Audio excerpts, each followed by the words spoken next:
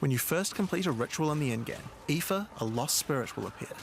She appears to need your help, but isn't able to communicate more than a few words. We got some serious changes to Ritual. The first being, we now have a maiden. That's right. We now have our own maiden. You can celebrate. You can spread the cheer. Spread the hype everywhere. We now have a quest line for Ritual where we get to rescue a maiden. All is well in the world of gaming, and I hope you are doing well as well. That's a mouthful. Hope you're doing great today. Let's talk about the things that are happening with Ritual. Before, in previous patches, all you would do is activate a tree and it would just summon little fights around you like you can see here. But now these go even further because the loot has been specified to be either uniques or currency. So now you can farm for omens, whatever special crafting materials you want, etc. In addition, there's a nice kind of synergy between Runes of Aldur and Ritual where you can actually scrap a unique to get a certain modifier from it and turn it into a rune. So now these two will synergize together and we'll have more deterministic choices, because before you would do this and you just get a bunch of random, let's be honest, crap.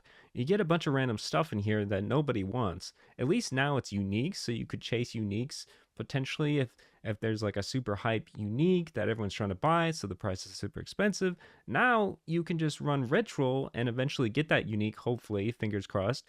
Knock on wood and all that jazz. But yeah, look at this. We get to actually rescue our own maiden. Yippee! And we get a new kind of like nameless ritual thing where we have to put our name on a steel after hunting the King of the Mist. So we hunt the King of the Mist, then we can write our name on this ritual thing. I don't know exactly how that's going to work. And then we can plunge into this grotesque looking tumor to fight an actual pinnacle boss. So I'm super excited for this. A huge change that's coming here is right here. So once you do a ritual or two, it'll actually start to give you choices. We have a choice to have increased tribute.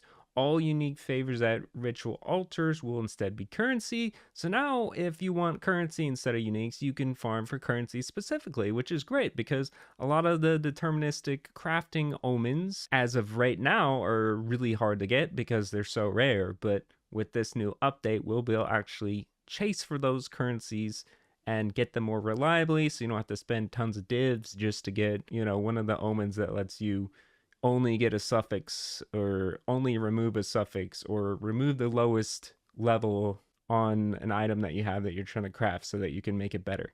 Those things will now be much easier to obtain and make your gear OP. Here we see another big reveal here.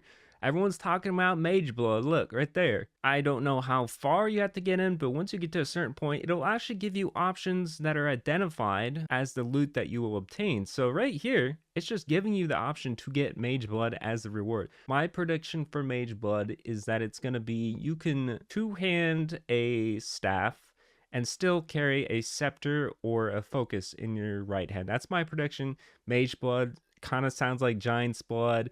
I'm kind of connecting the dots here. Let's hope I'm right. But that's my prediction on what Mage Blood is going to do. We'll see what it actually is. But either way, I think it's going to be an OP item. But look at this. We can reliably find it through Ritual, which is insane. Another thing you can see here is that we can stack bosses. So as we chain rituals together and we complete them, the bosses from previous rituals will carry to the next one. So this, I think they said it was up to 5 or 6. Yeah, right now we see 4 on here. So you can stack your rewards kind of similar to Delirium, except in this case, it's bosses that are stacking.